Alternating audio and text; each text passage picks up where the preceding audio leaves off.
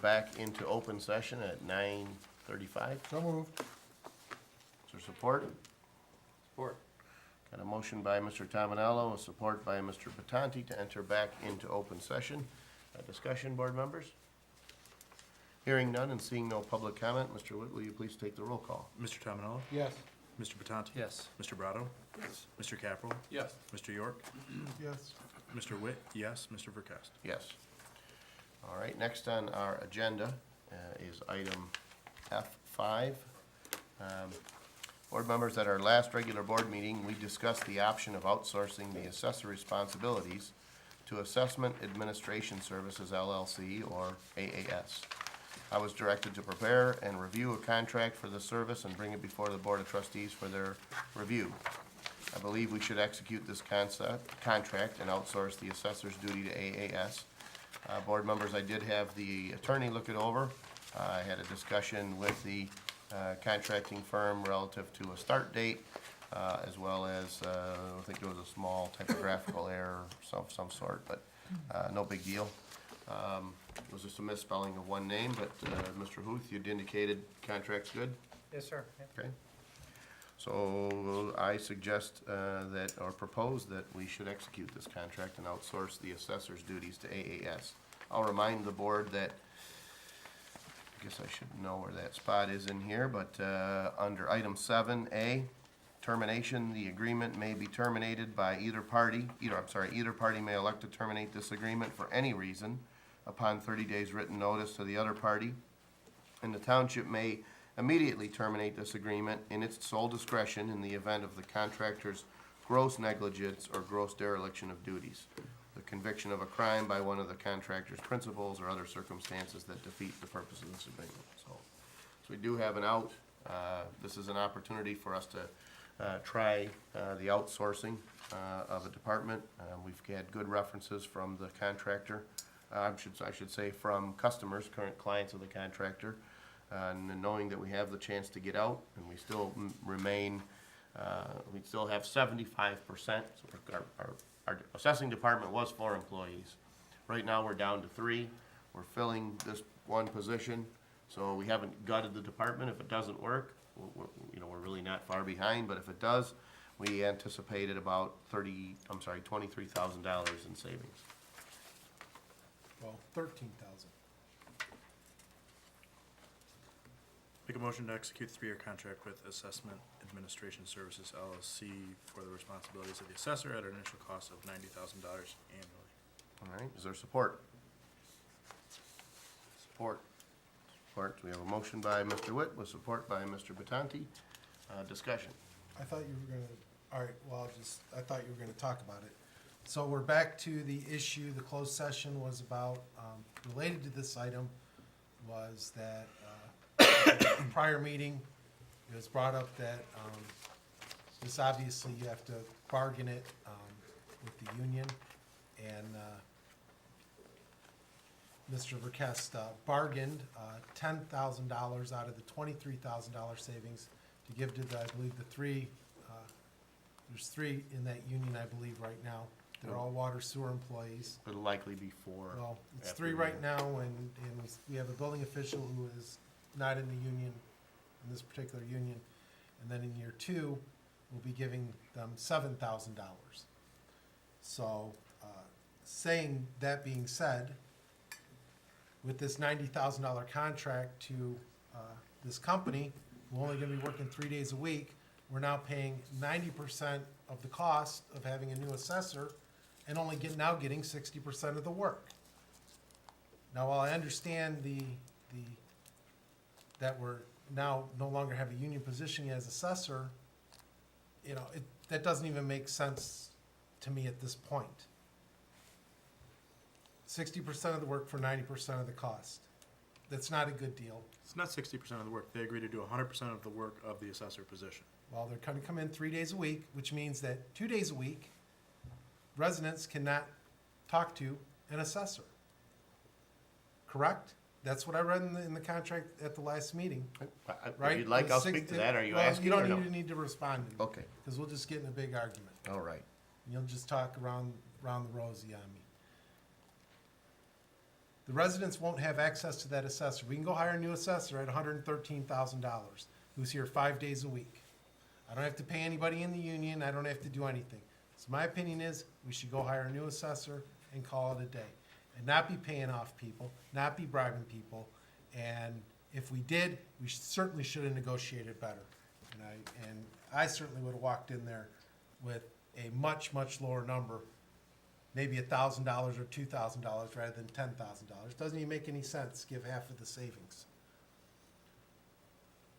And I'll just leave it at that. And if you want to argue, you can respond and we can go on till 1 AM. Okay. Any Well, other, are we gonna talk a little bit about the, since Mr. this is discussion, All right, since right? it We've was got brought got a up, motion, and now normally Right. after the motion, we offer So- discussion, and at some point, Right. if there's public input, we'll allow. we had, I would like to, at least read a sentence or two out of the attorney opinion if I've got. Well, I think, find it. I think right now we're talking about the outsourcing Well, but- specifically, and Oh, then, Okay. Yeah, and then we'll. there will be, execute yeah, and I the- guess, right, And then we'll execute the agreement with the labor union. yeah, after I that. think it's important to note that in the prior motion to go into closed session, we did include the discussion, the general discussion, which was the agreement with, that was proposed to the Okay. union regarding the 10,000 and 7,000. We talked about it in an open session at the last meeting. The board said go back and take another look at it, so we did So that. as long as we're going to at least refer to that, Mr. York brought it up, and I'd like to make sure we, Sure. let the residents know exactly what a lawyer's opinion was in that matter. Right, what I perceive is that there's certainly no reason to execute an agreement with the union about the outsourcing of the assessor if the board doesn't choose to outsource the assessor. So the thought Okay. process that I had was, there was a board motion here to say, or an item in, agenda item saying, should we outsource assessing Okay. to AAS on a trial basis, basically. If we approve that, I think the board understands, and certainly by the agreement that was on the closed session item, there is a proposed agreement with the union as a part of the bargaining process to eliminate the position. So to that point, and the point of what we're getting for what we're spending, the one thing that I would say is that this is an attempt to administer this department in a more efficient way.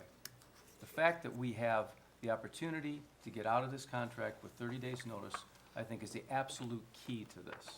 If we find out that in 3 months or 6 months or whatever period down the road, that our residents don't have access to the proper answers, that the department isn't running as we expect it to run, we have the ability then to get out of that contract and go hire an assessor. Correct. So I think that this is a prudent course of action. I think our residents are looking for us to look for more efficient ways to do things, and even that efficiency isn't as great as we might like to see it, it's a step in that direction. So I think it's a reasonable course of action that has a reasonable way to get out of if we should so desire to do so. I mean, I agree with you, but I also think that an assessor doesn't necessarily have to be at every resident's whim every day. If I walk in there on Monday and I need to set up an appointment with an assessor and I can't get an appointment until Tuesday afternoon, then so be it. Well, I mean, it's saving the residents a lot of money, and I don't think it's reasonable to expect to see an assessor every minute of every day. I think a couple points of clarification. When we discussed this at our last meeting, the 3 days a week is what's guaranteed in the contract. As we discussed, like every department, there is an ebb and a flow, and there are times of the year when there's probably a greater need, and there are times when obviously this individual is entitled to some sort of a vacation and someone might backfill. But contractually, they're guaranteeing the 3 days per week. That's number one. Number two, an analysis of the quote-unquote questions that residents have. It isn't as if we have 10 people a day who have a question, and it's always a question that can only be answered by the Right now, assessor. right. The reality is the volume of questions is certainly more limited, and we always have someone there, whether it's the clerk or one of the two appraisers that are there to answer that question. In a rare exception, when we have, say, a vacation or an unplanned illness, and someone has to be on a lunch break and we can't fill that, historically what we've done is Andrew, who's my deputy, who used to work in the assessing department, takes a different lunch, and he sits over at the counter, and if someone has a question, they come in, and for an hour's time, he covers for someone for lunch.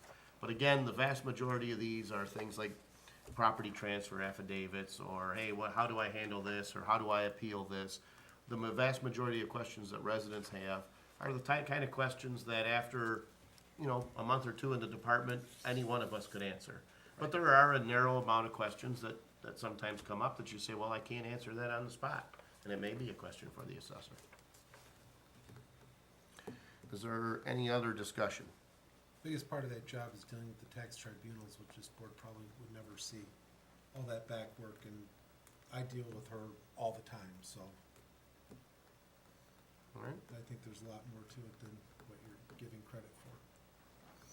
all right. Any other discussion? Are you discussing, did I hear this correctly, so the residents know, I might have heard it wrong, but you're gonna discuss this union agreement in a separate line item? I believe it would be a separate motion, that you certainly can't approve. Okay, that's fine, I'm just Yeah. making it clear to That's what I everybody tried to that- explain, that, Okay, well, yep, we have to really have to have an agreement to contract before Understand. we can have an agreement with the union, so that's what I meant to say. If I was unclear, I apologize. We'll open the floor for public comment. Jim Senstock, 31698 San Juan. While I think it is a good move to try to outsource the assessing operation, I don't think you've made the right move here. It says here that this person will be available on site or available through some other media. I don't have the words right here exactly. But that person's not gonna be there on site all 3 days. The contract allows them that wiggle room. The other thing is, and I did ask the representative from AAS outside, who's gonna supervise those assessors and the clerk that works there? Who's gonna actually supervise them? There's nothing in this contract that says anything about that. So if the assessors decide that they don't wanna do anything but sit on their butts, who's gonna tell them to go out and do something, or where to go, or what to look at? Who's gonna do that? Not in this contract. Additionally, I'm looking at the costs associated with employing the current versus a new assessor, and you guys talk about $23,000 savings. In reality, it's $42,000 savings if you hire somebody. It's not 23, it's 42. So, you know what? And we get that person there 5 days a week. And then on top of it, you're talking about, and we're gonna talk about that as we move on here, this thing with giving away the money to the union, our annual savings. But the fact is, don't pass this off as some great maneuver on your part. It's not. You guys ain't looked at the financial analysis, you ain't looked at any of this stuff. The only one that's questioned it has been Darren. The rest of you are sitting there walking along like you're being led on a wagon train. Or you're pulling the wagon, one or the other. The fact is, $42,000. I like that number a lot better. And that's not even aggressive. If you hire an assessor that doesn't have the family coverage, it'll be more than 42,000. It'll be almost 50. So what's going on here, guys? I guess I'll ask the question, does anybody at AAS have any relationship with anybody up here on the township board? I'll ask that specifically, and I want to hear an answer. Thank you. Thank you. William Bardell, a 19-year resident. I find it interesting that all these feel-good political things that look like they're good on top, this race to the bottom mentality, I find very interesting that, like Mr. Darren York said, we get 60% of the work and we're not saving much money. Usually when you have things like this, somebody's got their hand in a cookie jar, and it's not the person that's doing the work. That's what I'm against. I'm all about principle, and I don't like this race to the bottom idea. Let's hire somebody for 5 days a week, and let's lead by example. Let's respect the craft and lead by example. Outsourcing was a big, big thing in the 80s and 90s, and now a lot of people are realizing it's not working and it's not the big thing it was in the 80s and 90s. They're calling those people back. It's not a good idea. That was a big thing in the 80s and 90s to look good, feel good political thing, and you're giving the money for somebody that's not doing the job and they got their hand in the cookie jar. Let's give the person the money and give them the cookies who's doing the job. Not for 3 days a week. I'm not a big fan of a race to the bottom and spending all this money and giving it to somebody who's not doing the work. Give the cookies to the person that's doing the work. Thank you. Thank you. Seeing no other public comment, we'll move back to board comment. So we'll try to respond to a couple of the points or questions. It is important to understand that in prior contracts, we did negotiate tiered benefits as well as tiered wages. So it's important to note that there's a level of savings going from where Ms. Ryan was at a prior level or prior tier insofar as the fact that she was in the pension. So the cost or the contribution to the pension plan was substantially higher than a new hire, which only receives a 10% match to a contribution, which is still a pretty generous benefit, but certainly a much lower cost. So like any other contract with tiered benefits, Miss Ryan's retirement generated a level of savings the day she left. If all we did was replace her, we're seeing a savings, 42. yeah, substantial amount of savings. I did not use that number because I believe that that would have been a misleading number for this board. So no matter what we do, we already saved 42, let's just say. I chose what the cost would be for an employee, a new employee at the lower tier if we hired someone. And I compared the savings, basically, or the cost of AAS against a tier 2 employee. So if you're, just so I'm 100% clear, and the residents are 100% clear, when you say we're saving $23,000 in the AAS contract, that is a comparison to as if we had hired the lower tier person. So really, the 42 number, if that's the accurate number, would be added on top of that in the form of savings. So if we wanted to say we're going to compare it to what we were previously been paying, we would add 42 to 23 would be 65 off the top of my head. Correct. So the accurate number, if we're comparing it to the previous person, there's a reduction in cost of $65,000 annually. Correct. Now, the resident pointed out, there's assumptions to be made. I cannot at this point predict whether or not a new employee would want single person coverage, 2-person coverage, or family coverage. So I can't estimate that number. I don't know if they would contribute to the savings plan. So if their salary is $78,000 and they choose to put in $7,800, we're gonna match that $7,800. They could choose not to save. Those are all variables we can't predict at this time. We didn't have any applicants at the starting salary rate, so we had a range of 65 to 78. When we advertised the 78, which was the top level 4 tier within the contract, we had one outside applicant. So 78 may not even be the number. We could prognosticate on all these things all day as to the caliber of person we can hire, as to all these other things. In the end, I did try through the process of disclosure to try to give that information to the board in a previous package. But clearly, there are already some savings if all we do is hire someone. The savings that I've discussed are the savings above and beyond that 42,000. The second question was relationship to AAS. I got Bill's name and number from another supervisor who I know he had done work with. And I said, who was the guy? He had it in his phone. He said, he's a great guy. They really worked out well, and they did well by our township. I then contacted them. We had a meeting, reached out to other, I guess you'd say clients, and received similar favorable, positive responses. But I don't know anybody who works at AAS other than Bill and Lisa, and I think I met a lady by the name of Debbie after the last meeting, and there was a gentleman, and I can't remember his name, so I've got about a 3 to 4 week relationship time period there. So I don't know if there's anyone else who is related or knows anybody at AAS. I don't know anybody there. I do not know anybody. I met him at the meeting. Yeah. No. Bill? No? No, I- Okay. All right. Any other discussion? Couple Oh, comments, if you sure, don't yeah, mind. absolutely. There's been quite a bit of discussion about whether this will work or not. I can't stress enough that that's why that 30-day clause is so critical.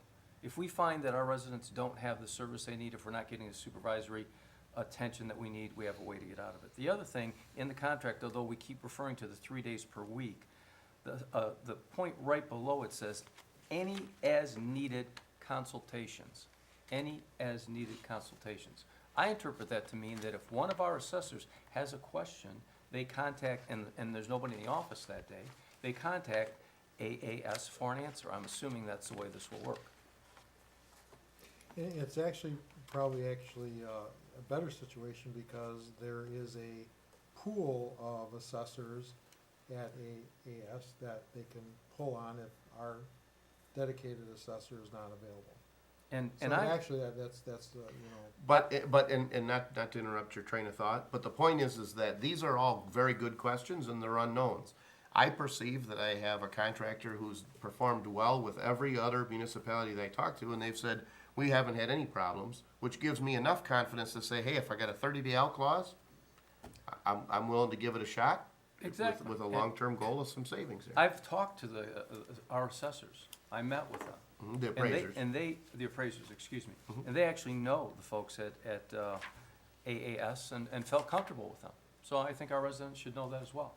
Of all the people on in the township, full-time, who would you say the assessor interacts with the most?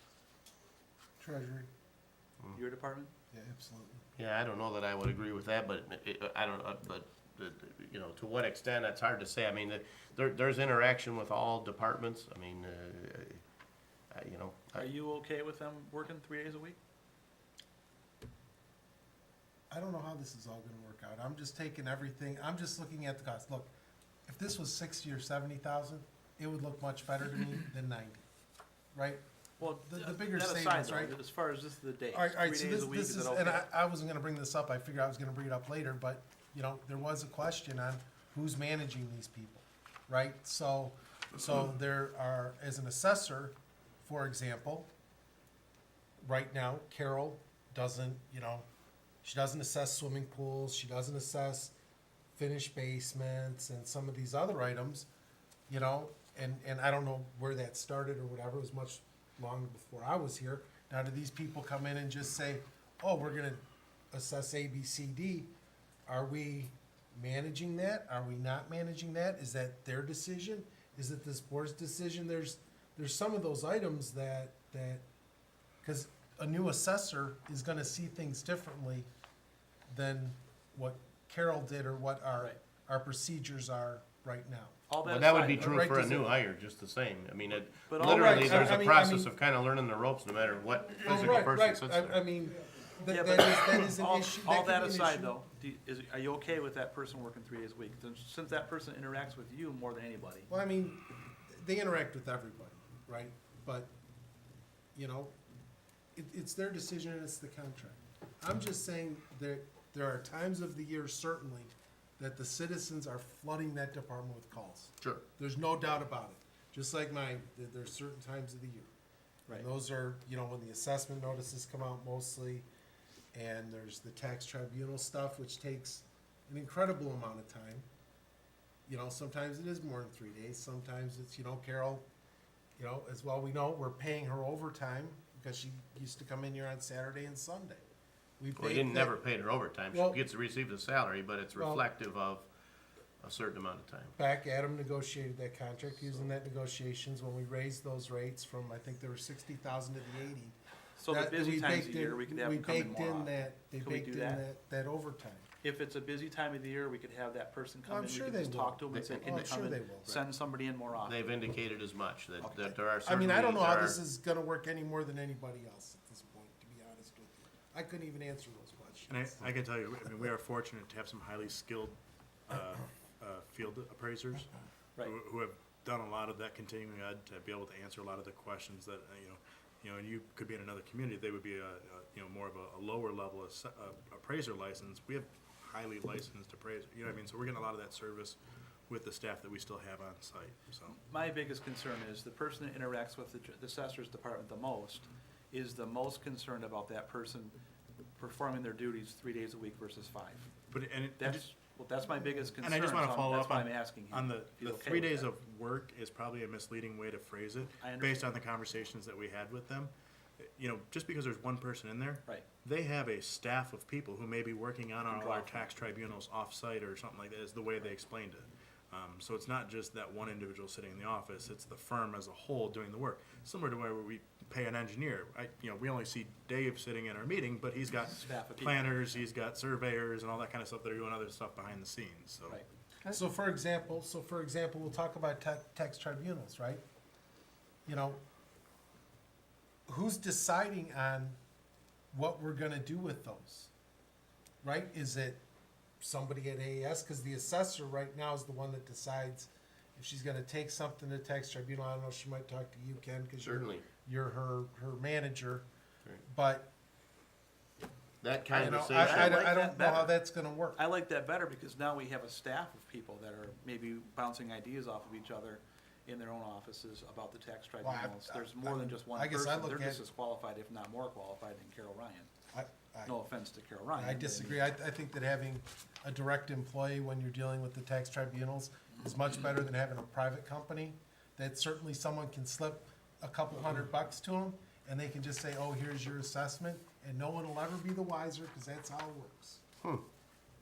Carol here has a direct management person, and if something happens, she, can talk a little bit, Ken.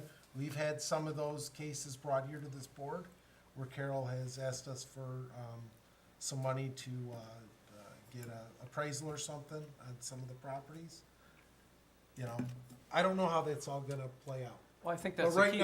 right now, we have direct control over the assessor, and we are going to lose any and all control over. We're not losing it. Let me just, I have to Well, interrupt that's you why there. I'm asking, I've asked it 3 times. I understand, but you haven't stopped talking, All right, okay? We're not losing control. These people work for us. So that would be akin to saying we're hiring someone to cut the lawn and they've decided to just scalp it or not cut it, and we have no control to say, hey, look, you didn't edge here. You need to go back and edge. I just think we need to understand that this is someone in the private sector who says, well, I want to make sure that Harrison Township is happy and they're well-serviced so that we have the opportunity to continue the relationship and possibly expand the relationship in the future. No municipality that I contacted indicated one issue, one item of trouble. That's We fine. have a chance to get out, but we have had these discussions. And it happens to be that AAS has a relationship with the attorney that frequently represents us on the larger tax tribunal cases. So we do have that body. And I want to say this next statement, what I might consider to be very carefully, because I have to say, I had and still have the utmost respect for Mrs. Ryan. I never found myself having to apologize for her actions or for her behavior or for her lack of knowledge or any such thing. I never found her coming to me saying, I totally screwed up and we gotta backpedal and do something over. However, she is one person, one individual, and every community has a way of doing things. I can't believe that everything we do here is perfect, and there's nothing that we can't glean or learn from another community. So there is something to be said to have a pool of people who've worked in multiple municipalities with multiple different things. Now, say you spent your whole career in Madison Heights. Chances are you're not real familiar with dealing with marinas. So no matter how good of an assessor you are, there's probably a learning curve there. But that's probably true for just about anybody we might hire. Learning how to handle things, learning when to deal with things, learning how to interact with other human beings. This is human being 101 stuff. I mean, if that was a problem with this firm, I would have heard that from one of the municipalities saying, they send some real crackpots in here, but they get the work done. I didn't get any of that. But again, and I think to Mr. Batante's point, we're making a trial effort here. We're gonna try it out, we're gonna Exactly. see how it works. I don't believe that they're proposing something that's gonna lead us to failure, because they're not gonna have a long-term relationship. So I deal with Carol a lot. I've dealt with both Mr. and Mrs. Griffin, as well as the person that they indicated would be here. They seemed professional, all the references were good. I got 30 days to get out. This just seems like we're talking an awful lot about something that's not that complicated. We don't know the answers to a lot of these questions, and it's incumbent upon us to pay attention. And if in a period of time we find that we're having a negative experience, then we simply go in a different direction. I don't see any of the things that we've discussed this evening as a reason not to proceed, but we should absolutely pay attention. I agree. I just think for the cost savings, it's not worth it. And that's just my opinion. If this Fair were my enough. company, I would probably hire someone because it's only a small, little amount difference to only get a 50. full-time employee. Only 50-something grand over the next 3 years. It's not 50 grand. Okay. It's, All right. you gotta add in the 10,000 It you're did. paying the It did. person, and you might not even have to pay the healthcare. So you're assuming savings that you may, like Ken said, you may or may not get. We don't know. At the end of the day, you don't know, but what I do know is that the amount of savings is just razor thin here. Okay. Fair enough. That's a fair statement. Fair enough. Any other board comment? Hearing none, we have a motion by Mr. Witt with support by Mr. Batanti to direct the supervisor's office to execute a 3-year contract with Assessment Administration Services LLC for the responsibilities of the assessor at an initial cost of $90,000 annually. All those, all Roll call. right, roll call vote, please. Mr. Witt, yes. Mr. Batanti? Yes. Mr. Brado? Yes. Mr. Capel? Yes. Mr. Tominelli? Yes. Mr. York? No. Mr. Verkust? Yes. Motion carries. Motion carries. Thank you, board. All right, although it isn't listed as an agenda item, I think the appropriate thing to do would be to discuss the proposed agreement. So on item F4 in the board packet, I had attached a proposed agreement with GELC. During the closed session, we discussed the attorney's opinion relative to the agreement, relative to whether or not, A, we have a legal requirement to bargain with respect to this position or outsourcing a position. So I can say, the attorney's opinion, I'm gonna look for the language. Rob, is this public record? Can I just give this, Darren, do you have the opinion or the agreement? the letter of understanding? I was thinking that was included in the public part of the board packet. Yep, so here's what happened. So I'm just gonna let people read it so they Yeah, can. I mean, truly. That is the, do you? Does somebody wanna read this? I'm sure that people wanna read it. It's not the opinion, it's just the last 2 pages. Right. So the letter of agreement, or I should say, the proposed agreement that was attached in the board packet was in essence the document that I drafted with outlining the parameters of what we negotiated with GELC.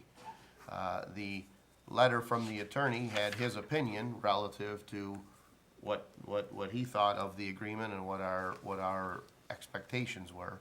And he took the liberty of rewriting the letter of agreement and to add a few things in, which I am appreciative of and I certainly agreed to. The meat and potatoes is about the same, but he definitely identified a few things in there that were language that should be a part of the agreement. But simply stated, the attorney quoted the Michigan Employment Relations Commission, and he says that they have determined that subcontracting work exclusively performed by positions represented by a union is a mandatory subject of bargaining where certain factors are met. The commission has stated, under para, a public employer has the duty to bargain over the subcontracting of bargaining work where the subcontracting does not alter the employer's basic operation, there is no significant capital investment or recoupment, and the public employer's freedom to manage would not be significantly abridged by a bargaining obligation, and the dispute is amenable to resolution through the collective bargaining process.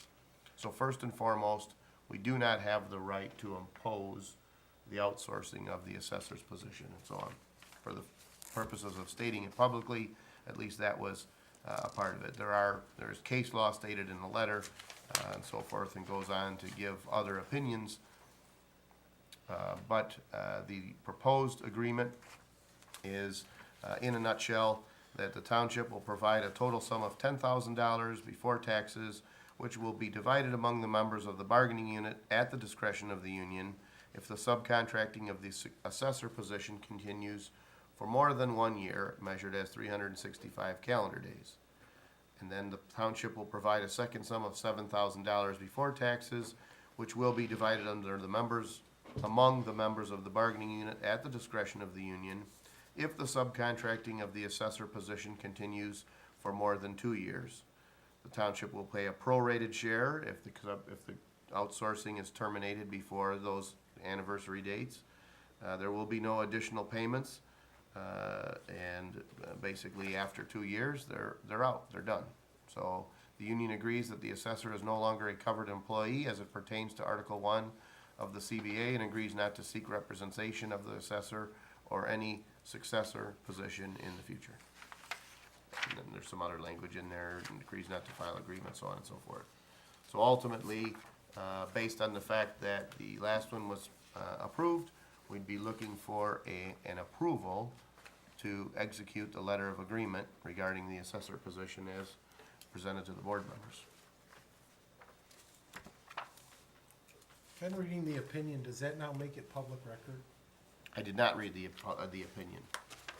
I mean, I really don't care. I don't think there's anything really in here that's top secret, but No, what I there's did is nothing in there that's top secret. right, I but just- what I did is I read his quote from PARA. The commission, the Michigan Employment Relations Commission, has read that, so, or has included that. But ultimately, what I think is important is if we're voting on a letter of agreement, I think that's really the document that's public, and that for anybody who wants to take a look at Same it, it's thing. here, yeah. So, I never argued you had to. so is there discussion, or is there a motion, this evening? Make a motion to execute the letter of agreement with GLC as presented. Okay, I've got a motion by Mr. Witt, is there support? Support. Support by Mr. Capro. Any further discussion, board? Well, I think you basically read the part that, and very clear in the first paragraph, our opinion that any decision to outsource this work is a mandatory subject of bargaining, right? Right. As such, absent an agreement allowing the township to outsource this work, the union would be able to pursue an unfair labor practice against the township. It is also our opinion that the terms of this agreement would be a reasonable resolution. And I would also say this, that's the opinion of our labor attorney. I went independently to Mr. Huth's office before I knew that this was being done. I asked Mr. Huth the same question, to opine on that. And he checked with his Partner. associate, his partner, and the answer that I got back was almost verbatim to this. Not only that it was a subject of mandatory bargaining, but that the terms were reasonable. So I look at that as two independent sources. I mean, my argument's been and always been, everybody knows it, that if you're saving $23,000 and you're paying $10,000, that's a terrible negotiating. Terrible.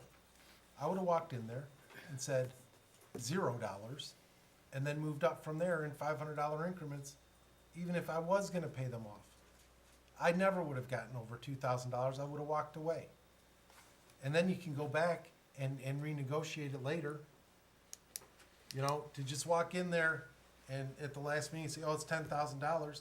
Well, as an attorney, right, attorneys only give you opinions based on what you tell them. So if you go in there and you ask him, oh, do we have to bargain it? Well, yes, he says you have to bargain it. Well, I've already said that, I'll give him $10,000. Is that reasonable? Most attorneys probably, yeah, that's reasonable. It's not their money. Here, let's see what his question is if I say I'm taking $10,000 of your $20,000 savings. I bet you it's gonna be a different answer. Is there further board comment? Hearing none, we'll open up the floor for public comment. What municipality does this woman represent? This company?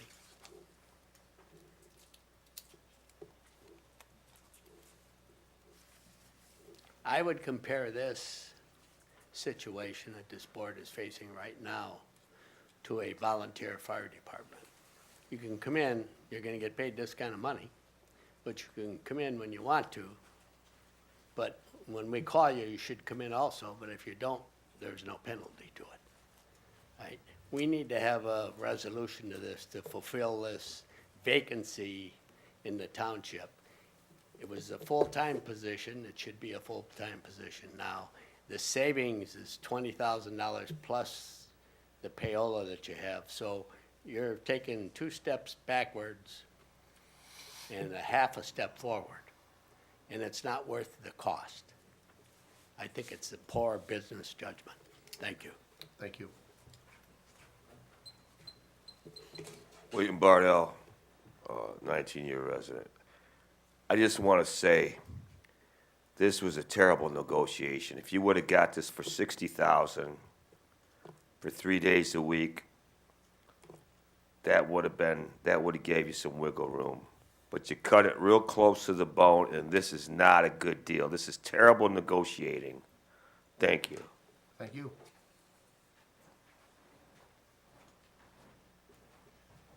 Jim Sunstock, 31698 San Juan. I'll reemphasize that it is terrible negotiation. You paid too much for the contract with AAS, way too much. And then you got bamboozled by the union. And you acceded to their demands, and I call it a bribe. We won't prosecute this, we won't file a grievance, we won't do this, we won't do that. If you give us these 3 employees $10,000, what did they do extra for that $10,000? They just happened to be members of a union. And the union gave up a position so that those 3 members could become enriched. It's terrible. Just plain terrible. That's the kind of leadership you're getting out of Mr. Verkest. He couldn't negotiate his way out of a paper bag, to tell you the truth. I'm looking at your letter of agreement here. And it says here the township will pay or provide a total sum of $10,000, which will be divided among the members of the bargaining unit at the discretion of the union if the subcontracting of the assessor position continues for more than 1 year, measured 365 days. There's also something about $7,000 if it's more than 2 years. But then there's a thing that says, oh, wait a minute, we don't have to wait till it's more than 1 year. If they don't do it and they quit early, you have to pay us a prorated thing. The contract's contradictory. It says we're not going to pay it unless you go over 1 year, and then it comes back and say, oh, but if we go 7/12 of a year, then we'll have to pay 7/12. Get it right. If you're going to do a contract, you make sure you get it right. Does the first Section A apply? Does Section B apply? Or does Section C apply? And again, we'll point that to your attorney, because he's the one that drafted this. Unless Ken wants to take credit for it. Unbelievable. And the board up there is going to let this go. You ought to tell Mr. Verkest, you go back and negotiate this amount. We're not paying $10,000 in a bribe. We're going to pay something less. And you tell them if they want to carry it on to a grievance, then carry it on. Because I can't believe even somebody that would be arbitrating this would think it's proper for 3 employees to get $3,000, $3,300 apiece for just giving up the right to have an assessor. You didn't do a thing for it, you don't deserve it. Maybe if you got a $500 bonus or something, that might be one thing. But $3,300, and you guys are approving that. Shame on you.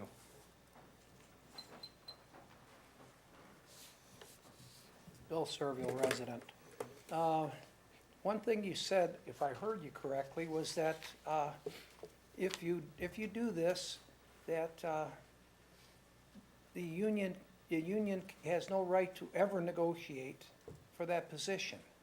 Is that what you said? Forever or something like that? Does that mean that if you undo this contract and you decide to hire a new assessor, that they're not gonna be in that union? That's what it kind of indicates. And the second thing is, we have a temporary building official that I believe is probably still a member of a different union that's not a member of this union. And so there's really only two people, the water and sewer foreman and the water and sewer superintendent. Who is the third person? Thank you. Thank you.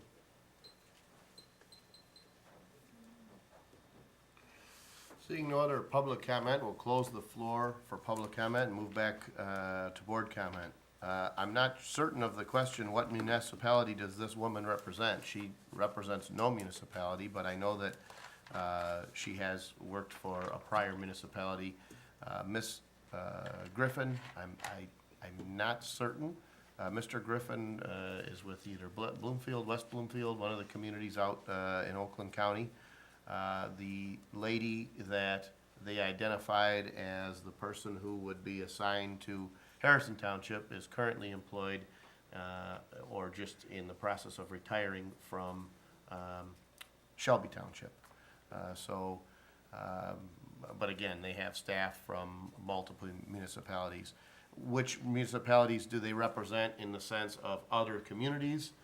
They have represented Shelby. I know in the last board packet, there was a list of several communities in Macomb and St. Clair County. 12 or 13. Yeah, it seems like there was a dozen is what I recall, both in Macomb and in St. Clair County. Lennox, they used to represent Shelby, East Point. I just offhand. Richmond. Yeah, and Richmond was another one, correct. Who drafted the agreement, Ken or Bob? The agreement, or the proposed agreement that was in the board packet, was language that I drafted and that I forwarded to the attorney. The attorney who did this is our labor attorney, not our general counsel. Rob did not draft the agreement, but our labor counsel is a separate firm that represents us on employment matters. There was a question of 3 versus 4 positions, or who is the third person. So it's important to understand that our supervisory, or GELC position, is comprised of the Public Works Director, the Water and Sewer Foreman, and the Water and Sewer Supervisor, I believe. I'm trying to remember the terms. Public Services Director. Right, but basically, 3 individuals who work for the Water and Sewer Department, as well as currently a building official. So there are really a total of 4 positions currently, well, actually 5 if you include the assessor, but obviously we're working to remove the assessor. But I think there's a total of 7 positions that they have exclusive bargaining rights over. Right, there are other positions, an assistant They're assessor, Yeah. the water and sewer superintendent, so on and so forth. But currently, we have 4 positions. The building official position was vacated late last year, and through a negotiated agreement, GELC agreed to allow the position to be vacant, but to allow the duties of that position to be temporarily assigned to 2 individuals in the AFSCME bargaining unit. And that agreement is good till the end of this year. And the agreement was that we wouldn't extend that. So at the end of this year, this board needs to either move someone from AFSCME into the building official position or hire a building official. So if we look at this as a 1-year agreement, for example, at the end of 1 year, as far as I know, there'll be 4 positions in there. There are 4 filled bargaining unit positions. But we have an agreement temporarily to have the building official position vacant. So we're operating the building department with 1 less overall total employee for this year. And the question is, the assessor out forever? The concept behind this agreement is to say that if we clearly, the option lies with the Board of Trustees. If we find that outsourcing the assessor's position or any part of the assessing department doesn't work, we retain the right to back out. We don't have a significant financial obligation. We go out and hire an assessor, and we go back to what we were doing before, and we only save $42,000. But do they go back in the union? Yes, because what bargaining position would they be in? We're Well, no, not, you're taking it out. You're paying them to take it out. after a So- period of 2 years. Right, so after a period of 2 years, that should be stripped out of Yeah, the that would, union. that That's- would not be a union position going Right. forward. Right, that's what Well, the that's not agreement what you states. just said. You, We could choose to include it if we well, want. right, that's why I'm saying this is our opportunity to, if it's not in there, to put that in there. If you're paying for it and we hire an assessor, if this just, if it No, didn't it says work out. any successor position, so. Okay, So, the idea being, really, we're anticipating one of two things are gonna happen here. The situation works, or the situation doesn't work. If we go 2 years, they're out. We're basically buying that position out, for lack of a better word. So, is it out forever? Yeah, if we follow through on the agreement, so. that was the question there. Yep. Make sure that we- So those were the questions I had noted from, the residents, so. Further Ken, discussion. I think it's important to make it clear to the residents what the savings are, because I'm hearing sliver of savings, I heard 20,000 up there, I heard practically nothing. Everybody said terrible negotiation. Isn't it like about 55,000, right around there? Well, again, so We let's already talk had about the this savings. discussion. Make it real simple. From a tier 1 assessor to tier 2, Just make it simple. What's the yep, savings? well, hang on. From tier 1 to tier 2, we have already negotiated savings, Right. okay? Tier 1, we can literally look at what Mrs. Ryan was earning and what her insurance was and what all of her expenses were, so that's a fixed number. Right. But a tier 2 employee could come in and need various levels of coverage. The financial analysis that I provided 2 weeks ago was under the assumption that that person, he or she would receive family coverage. So that's an assumption. It also assumed that they would contribute the full 10% of their salary to the savings plan, which means we would match that with 10%. Those are variables. So you're using But the it- highest variables. I'm basically figuring what I perceive to be conservatively, okay? So from a budgeting perspective, that would be at the high end. If that occurs, the savings from Mrs. Ryan to a tier 2 employee is 42,000. We get that already. Right. We've negotiated that with prior contracts. If we hire someone at tier 1 and they're at that number, and we compare that to AAS, we're saving $23,000 per year for the next 3 years, which would be a total of 69 additional. We'd have to pull 17 out of that, so that would be a total of over a 3-year period, approximately $52,000. 52,000. So the savings is 52,000, so the residents understand. Yep. The savings, using conservative numbers, using the most expensive means of insurance and the highest match, we're saving 52,000. That's the anticipation. Right. Over a 3-year period. Yeah, still 52,000, was 3 years from now, it's still 52,000. They're And- losing and- productivity, too. But we don't, that's to be We don't know determined. that. Right, we don't know. It's my, But I can only, once again, you can only read the contract for what it says. Sure. We will provide somebody there for 3 days, that's what it says. right, It doesn't say 4, it doesn't say 5, it doesn't say 7. Right. It says 3 days. sure. So you have to go, Now- maybe they do provide somebody for 5. I Right. don't know that. And Well, it again, says 3 right. days in consultation as needed. Right, So if I have a question, it's not one of those 3 days, I call and get an answer. right. Okay. I would assume, we'll see. That's right. Further discussion, board. Hearing none, we've got a motion by Mr. Witt with support by Mr. Capral to execute the letter of agreement regarding the assessor position with GELC. I presume you'd like a roll call. Yes. Mr. Witt? Mr. Witt, yes. Mr. Capral? Yes. Mr. Batati? Yes. Mr. Brado? Yes. Mr. Tominelli? Yes. Mr. York? No. Mr. Verkast? Yes. Motion carries. Thank you, board. Next on our agenda, item F6. Board members, at the last board meeting, we discussed the option of outsourcing the assessor responsibilities to AAS. Certainly, 2 motions ago, we approved that contract. I contacted Ms. Ryan to inquire if she would be willing to make herself available to assist in the transition, and she agreed. I'm proposing that the Board of Trustees approve up to 42 hours total over the next 12 months at the rate of pay she was receiving when she retired. I perceive this as a way to assist in the transition. And I don't anticipate that these are the kinds of questions that are in-depth or, basic questions, but, hey, how did you handle this? Or where did you store that? Or how did you keep this?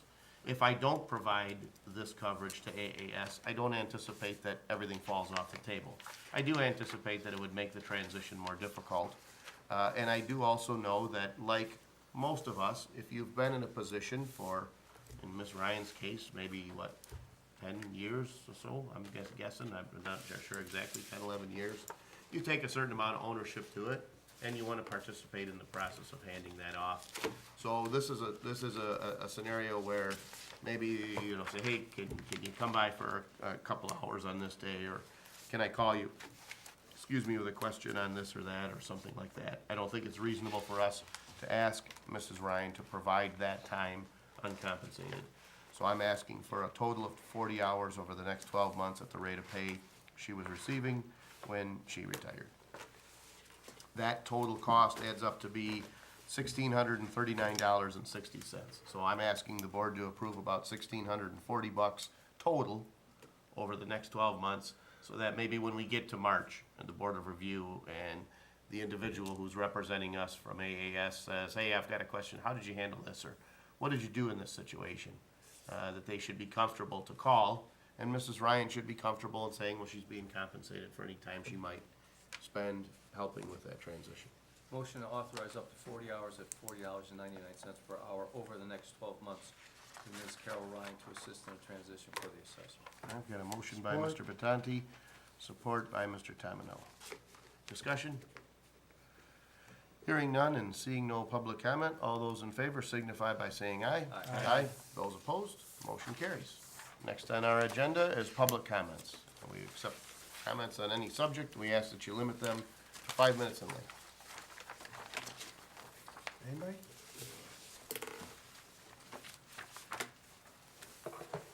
William Bardell, 19-year resident, 37865 Point Rosa,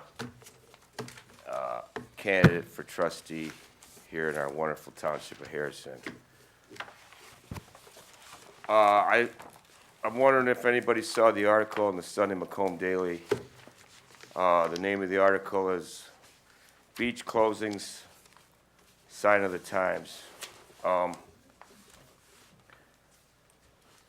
If anybody hasn't seen the article, might want to go to our library. I think they believe they saved the papers for 4 days, or you can see it on Save Lake St. Clair on Facebook, or you can give me a call. You can call me personally, and I'll mail you a copy. My phone number is 586-610-4342.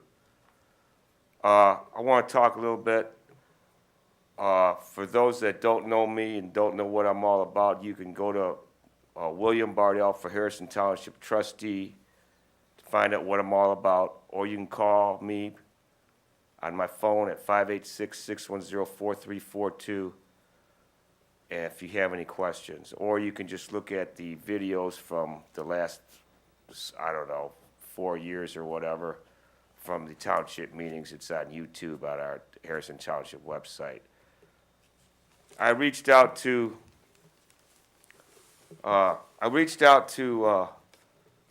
Brent Avery, and I wanted to know where his report was for the dumping in the Lake St. Clair, because, of course, he runs the 9 Mile Champton retention basin. Brent Avery told me that their computers are in the process of getting redone. I could quote him, but I'm not going to quote the number that he said for how much they dumped over there. But I can give you some other numbers of what was dumped and when. According to the Department of Environmental Quality, the Martin Retention Basin dumped from 4:55 a.m. on 8/16/2016 to 1:55 p.m. They dumped 37 million gallons of sewage in our lake. The 12-town drains dumped into Red Run Drain, which of course goes into the Clinton River, which of course goes into Lake St. Clair. They dumped on August 16, 2016, from 4:03 a.m. to 8:16, 2016 till 11 a.m. They dumped 374.37 million gallons of sewage in our lake.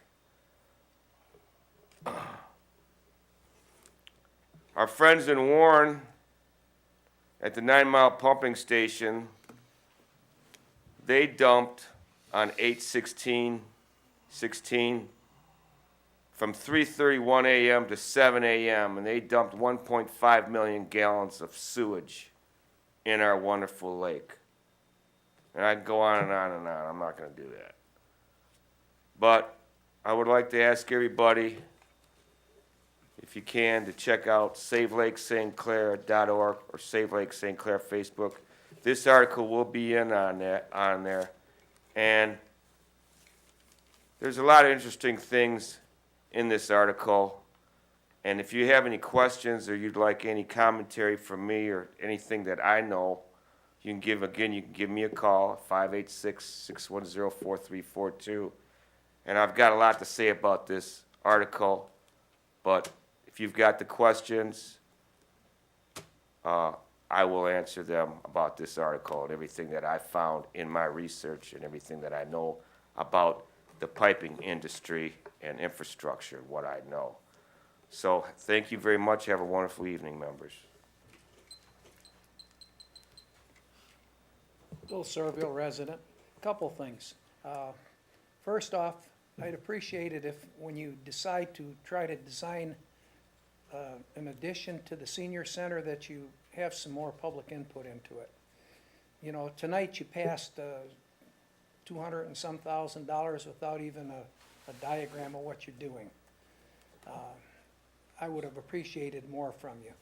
But you stated, or it was told to me prior to the meeting, that this is for the purpose of expanding the programs.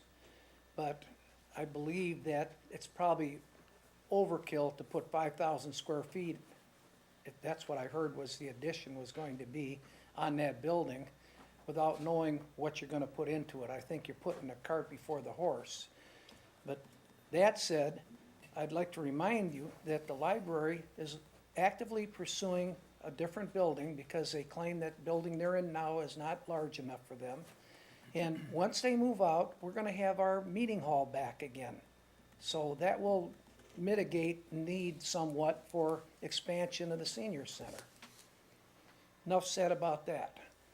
As you know, my wife is a school board member for L'Anse Creuse Schools, and the superintendent of schools announced at a meeting not too long ago that she publicly stated that Harrison Township is no longer going to buy the old administration building. I'd like a confirmation from this board, or from you specifically, Mr. Verkest, that you're no longer negotiating for that building. But to me, that's very good news. I never did want you to buy it to start with, but I thought the public would be interested to know that.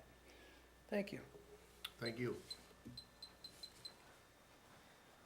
Jim Senstock, 31698-1. Earlier tonight, I was gonna ask about your State of the Township address, under, supervisor's announcements. Where was it at again, and who will be attending, from the township? Also, who will pay for those attendees from the township? And how much does it cost to attend? Moving on to the next thing, about 3 meetings ago, Mr. Huth committed to the board to find out which attorney pursued the case against Archie Lytle. The guy's name was illegible on the piece of paperwork, and Mr. Huth stated right here that he was going to find out who that was, and he was going to talk to him and find out why he pursued the case, and he was going to report back to the board. I've asked a couple times, I asked again tonight, Mr. Hu says he doesn't have the information. I guess it's time that the board basically says, if we asked you something and you tell us you're gonna do something, you better do it. The next item is the fire department building. My understanding was there was gonna be a bid package brought back to this board. Has that been brought back to the board? Is there a bid package being developed for that fire station? This is the one on South River Road. And lastly, I wanna talk about North River Road bike path. Last week, there was an item on the agenda to deal with the payment of $150,000 for the North River Road bike path. It was stated there wasn't enough money in the federal grant, and whereas our amount should have been $67,000, you were gonna pay $150,000 over 3 years. The problem is, none of the board ever got to act on that or even talk about it, at least to the public, and let us know what's going on. But guess what? The next day, North River Road bike path started construction. Oh, all the way down. Who's gonna pay for it? And how much is it gonna cost? And why wasn't this board allowed to take action on the amount that we're gonna pay for it? Or are we just gonna wait till it's done, which will be sometime around November, and then you're gonna come back in and say, oh, you guys, you gotta vote for this. We gotta pay for this.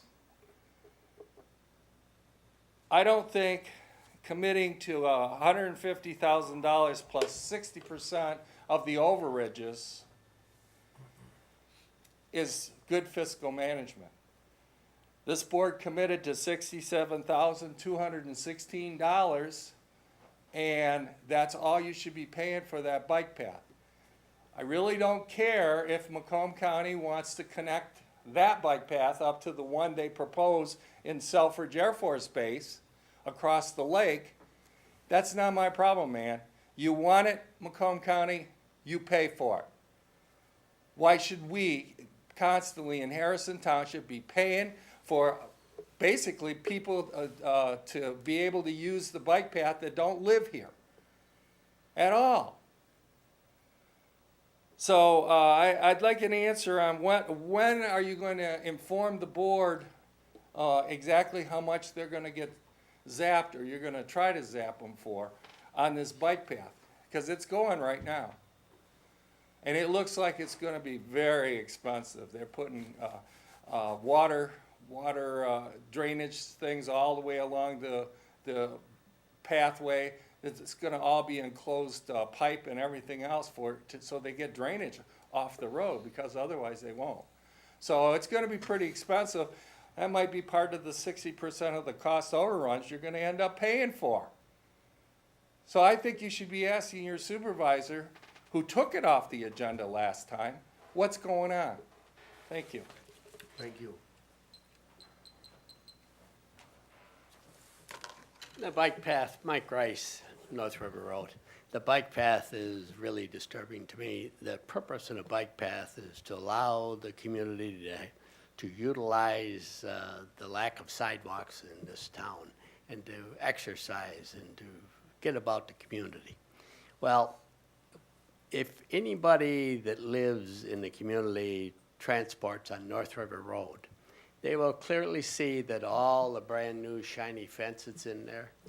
And without a doubt, in a 1 year's period of time, and I've lived on North River Road for 16 years, I would say that I have witnessed or saw the aftermath of at least 100 accidents on North River Road. 99% on the Selfridge side. Okay, so the infinite wisdom of this board, and basically the chairman, was to put it on North River Road when the common sense and the most economical point would be to come over the bridge like it is now, parallel the bridge back down, go on the DNR side of the DNR landfill there, and follow that down where you wouldn't need any of that water to be repiped, You wouldn't have the infiltration of the people by Selfridge Gate, which God only knows what that'll bring us.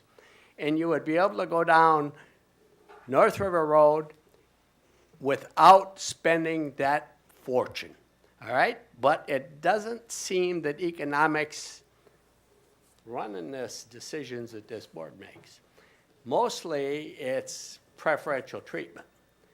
And I would like to see what individuals on this board and how they got their money, their donations for their campaign fund, to move that over to the bad side of the road. Because I'll bet you if I took the time, I'd find out a lot of dinosaurs there. Maybe all the dinosaurs aren't in the campaign, maybe they're in cash. But I think it's unscrupulous management to put that down there when if it ran down the other side of the road, all right, you would eliminate 1, 2, 3, 4 junkyards. And most of them have been in this community since they've been there. And they're both junkyards. You can see their old trucks with the flat tires sitting out there in front of them, with half of them in the ditch. And nobody does, none of our inspectors, none of them, write citations to these people for unsightly situations. So wake up and smell some of the roses, because it's liable to be expensive. Thank you. Seeing no other public comment, we'll close the floor for public comment and move back to board comment. I'll do my best to answer the questions. It happened to be at least the first note that I have was regarding the the former Lance Cruise Administration Building. I've happened to certainly have had with the board, we've had workshops and we've had meetings to discuss the various options. And I would say that the interest from the board was lukewarm. There was some interest amongst some board members and some board members who were against it, and some board members who, could kind of go either way. The problem is that we never really had a price or a cost from the school board or from the school district on a purchase price for the building. We talked about some numbers. I did hear from a fair number of board members that indicated that and this was at a public meeting, if the building were to be free, that would change their level of interest in acquiring the building. To the best that I can, I indicated to the administration at Lance Cruise that at this time, I've indicated to them, as well as to the public, as well as to this board, that I'm interested in the building. I do believe it is a worthwhile place for us to move our township offices, and I do believe we could improve services to the residents. But I'm one of 7 board members. I indicated that to the school board or to the administration and said I'm personally still interested, but at this time, I don't have a majority of board members that are interested in buying it.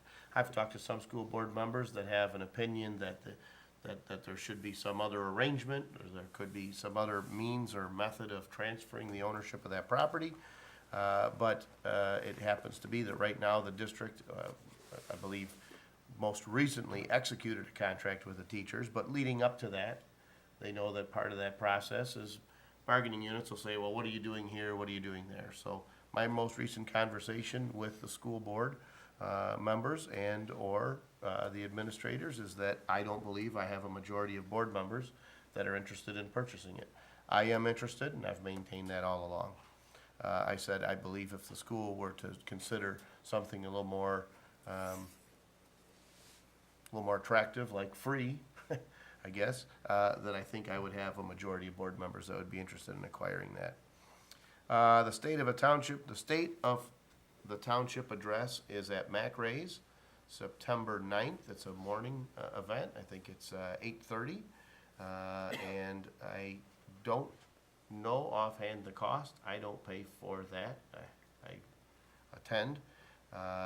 Throughout my tenure and as far back as I've been a board member, the invitation to the state of the township has been extended to board members and to department heads in the township. And I believe that historically the cost of them to attend that event has been borne by the township. There is work on a bid package for the fire station, but at this point I do not have a bid package to show or to return to the board. The North River Road Bike Path is not slated for completion in November. The contractor has indicated that the completion date is actually September.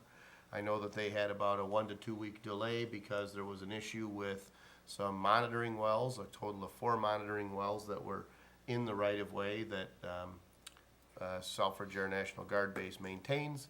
And there was also 2 areas where they believed that there were special conditions in the soils where remediation might have been necessary. So the project was delayed 2 weeks, so perhaps if they said it was a September completion, it could be as late as October. I disagree with the residents' comment that we committed to 67,000. We committed to an 80-20 match, and while I don't remember, I don't remember offhand what it was, but the amount that we have as an obligation based on the balance is something around 82,000. But the reality is the cost for that path match and for all the cost exceeds the amount of money that's left. It is not a township project, contrary to what others may think. It is a county project. We cannot receive federal dollars and spend federal dollars for road projects or the like. It is an earmark. It had a deadline date, and the Congresswoman Miller made some incredible efforts to make sure that the funds were not lost because there was a sunset to them, and the project was put out for bid, and once it is, it's released and it moves forward. I'm trying to negotiate with the county along the very similar lines of what the resident indicated, and that is the fact that in our original transportation plan that we had, we indicated the need for bike lanes on North River Road and not a bike path.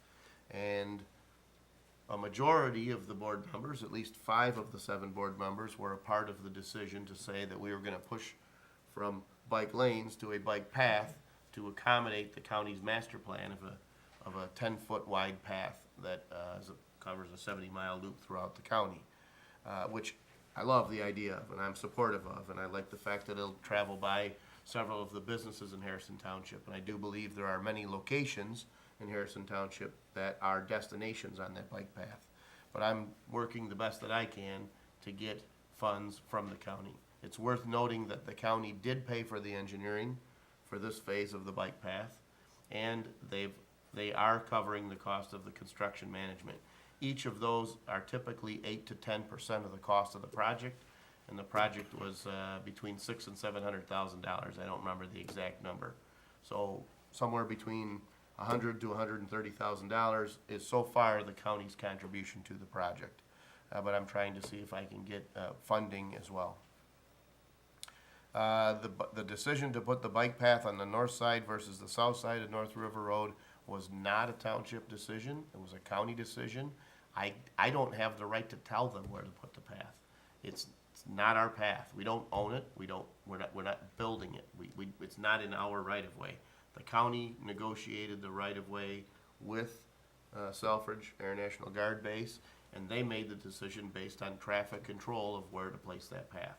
I do know from other path projects that it is incredibly more difficult to put a path through a neighborhood than along the side right-of-way of a road where nobody's located. Case in point, we wanted originally to take that path all the way to Clare Point. But when we talked about bringing that path in front of people's yards, some residents, including one who's here today, talked about poop on the end of a rope and there's no need to put that path.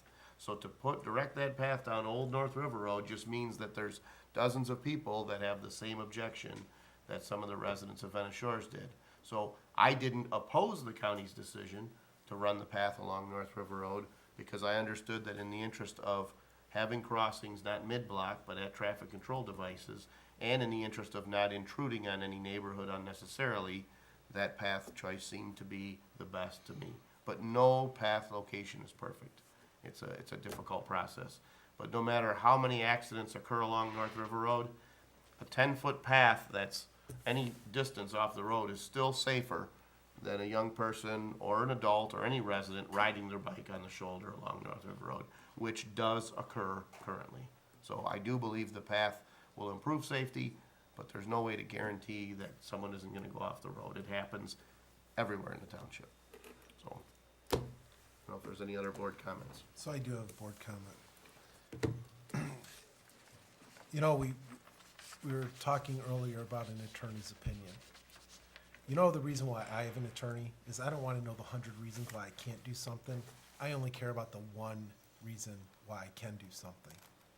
And when you have an attorney's opinion, if we listen to attorney's opinions, the one that I will go back if I just, that's what we do. Oh, we have an attorney opinion and we're just gonna, two sides to every story. You have arbitrators involved.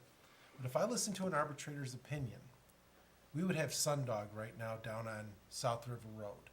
Because all of the attorneys sat here over and over and over saying, you're gonna lose, you're gonna lose, you're gonna lose. There were 4 board members who stood at that attorney and said, we know the one reason why it's not, and that's because the judge is gonna rule with us, and that's what happened. And we fought it and fought it and fought it. So, an attorney's opinion isn't always 100% right or 100% wrong. They just give you an opinion based on the facts, and you can take it however you want. But there are always variables involved, whether it's a piece of the law that maybe the attorney didn't know, maybe it's a fact that somebody doesn't give them, or whatever. But that's all I have to say about an attorney's opinion. You just can't say, oh, here's an attorney's opinion, and we're just gonna follow that, and that's the way it goes. Sometimes you have to use some common sense along with that opinion and make your decision. That's all I have to say. Mr. Supervisor, if I could, I just wanted to, we had the election a few weeks ago, and unfortunately I missed the last board meeting, but I wanted to thank the people that came out, as well as my election workers, the precinct inspectors. Without them, the election doesn't work well. They did a great job. We had a very successful experience implementing new technology in there, some new voting booths. They did a great job working with all those. Unfortunately, it was a low turnout, but I think we'll be really prepared for November, so I just want to say thank you to them and thank you to those that came out to vote. Excellent. Any other board comment? Hearing none, I'm looking for a motion to adjourn. So moved. Is there support? Support. All in favor? Aye. Those opposed? Motion carries. Thank you, board. The